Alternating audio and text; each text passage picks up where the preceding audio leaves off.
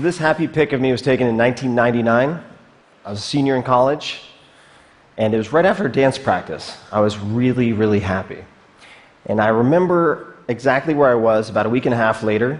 I was sitting in the back of my used minivan in a campus parking lot when I decided that I was going to commit suicide. And I went from deciding to a full-blown planning very quickly. And I came this close to the edge of the precipice. It's the closest I've ever come. And the only reason I took my finger off the trigger was thanks to a few lucky coincidences. And after the fact, that's what scared me the most, the element of chance. So I became very methodical about testing different ways that I could manage my ups and downs, which has proven to be a good investment. Many normal people might have, say, 6 to 10 major depressive episodes in their lives. I have bipolar depression, runs in my family. I've had 50 plus at this point, and I've learned a lot. I've had a lot of at-bats, many rounds in the ring with darkness, taken good notes. So I thought rather than get up and give any type of recipe for success or highlight reel, I would share my recipe for avoiding self-destruction, and certainly self-paralysis. And the tool I've found, which has proven to be the most reliable safety net for emotional freefall, is actually the same tool that has helped me to make my best business decisions, but that is secondary. And it is Stoicism. That sounds boring. You might think of Spock, or might conjure an image like this. A cow standing in the rain. It's not sad. It's not particularly happy. It's just an impassive creature taking whatever life sends its way.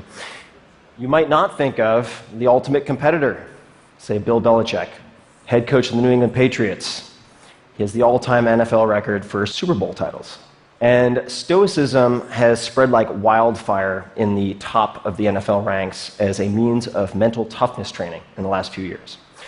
You might not think of the founding fathers, Thomas Jefferson, John Adams, George Washington, to name but 3 students of Stoicism.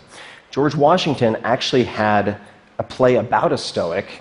This was Cato, a Tragedy, performed for his troops at Valley Forge to keep them motivated. So why would people of action focus so much on an ancient philosophy? This seems very academic. And I would encourage you to think about Stoicism a little bit differently, as an operating system for thriving in high-stress environments, for making better decisions. And it all started here, kind of, on a porch. So around 300 BC, in Athens, someone named Zeno of Citium taught many lectures walking around a painted porch, a stoa, that later became Stoicism. And in the Greco-Roman worlds, people used Stoicism as a comprehensive system for doing many, many things. But for our purposes, chief among them was training yourself to separate what you can control from what you cannot control, and then doing exercises to focus exclusively on the former. This decreases emotional reactivity, which can be a superpower. Conversely, let's say you're a quarterback, you miss a pass, you get furious with yourself, that could cost you a game. If you're a CEO and you fly off the handle at a very valued employee because of a minor infraction, that could cost you the employee. If you're a college student who, say, is in a downward spiral and you feel helpless and hopeless, unabated, that could cost you your life. So the stakes are very, very high. And there are many tools in the toolkit to get you there. I'm going to focus on one that completely changed my life in 2004. And it found me then because of 2 things. A very close friend, young guy my age, died of pancreatic cancer unexpectedly. And then my girlfriend, who I thought I was going to marry, walked out. She'd had enough, and she didn't give me a Dear John letter, but she did give me this, a Dear John plaque. I'm not making this up, I've kept it. Business hours are over at 5 o'clock. She gave this to me to put on my desk for personal health because at the time I was working on my first real business. I had no idea what I was doing. I was working 14-plus hour days, 7 days a week. I was using stimulants to get going. I was using depressants to wind down and go to sleep. It was a disaster. I felt completely trapped, and I bought a book on simplicity to try to find answers. And I did find a quote that made a big difference in my life, which was, "We suffer more often in imagination than in reality," by Seneca the Younger, who was a famous Stoic writer. That took me to his letters, which took me to the exercise, premeditatio malorum, which means the premeditation of evils. And in simple terms, this is visualizing the worst-case scenarios in detail that you fear, preventing you from taking action so that you can take action to overcome that paralysis. My problem was monkey mind, super loud, very incessant. Just thinking my way through problems doesn't work. I needed to capture my thoughts on paper, so I created a written exercise that I called fear setting, like goal setting for myself. And it consists of 3 pages. Super simple. The first page is right here. What if I ... question mark. This is whatever you fear, whatever is causing you anxiety, whatever you're putting off. Could be asking someone out, ending a relationship, asking for a promotion, quitting a job, starting a company, could be anything. For me, it was taking my first vacation in 4 years and stepping away from my business for a month to go to London, where I could stay in a friend's room for free, to either remove myself as a bottleneck in the business or shut it down. In the first column, define, you're writing down all of the worst things you can imagine happening if you take that step. And you want 10 to 20. I'm not going to go through all of them, but I'll give you 2 examples.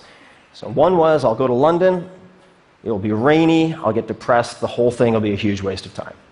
Number 2, I'll miss a letter from the IRS, and I'll get audited, or raided, or shut down, or some such. And then you go to the prevent column. In that column, you write down the answer to, what could I do to prevent each of these bullets from happening, or at the very least, decrease the likelihood, even a little bit. So if we're getting depressed in London, well, I could take a portable blue light with me, use it for 15 minutes in the morning. I knew that helped to stave off depressive episodes. For the IRS bit, I could change the mailing address on file with the IRS, so the paperwork would go to my accountant instead of to my UPS address. Easy peasy. Then we go to repair. So if the worst case scenarios happened, what could you do to repair the damage even a little bit? Or who could you ask for help? So in the first case, London, well, I could fork over some money, fly to Spain, get some sun, undo the damage if I got into a funk. In the case of missing a letter from the IRS, I could call a friend who is a lawyer or ask, say, a professor of law what they would recommend, who I should talk to, how had people handled this in the past. So one question to keep in mind as you're doing this first page is, has anyone else in the history of time, less intelligent or less driven, figured this out? Chances are the answer is yes. The second page is simple. What might be the benefits of an attempt or a partial success? So you can see we're playing up the fears and really taking a conservative look at the upside. So if you attempted whatever you're considering, might you build confidence, develop skills, emotionally, financially, otherwise? What might be the benefits of, say, a base hit? Spend 10 to 15 minutes on this. Page 3. This might be the most important, so don't skip it. The cost of inaction. Humans are very good at considering what might go wrong if we try something new, say, ask for a raise. What we don't often consider is the atrocious cost of the status quo, not changing anything.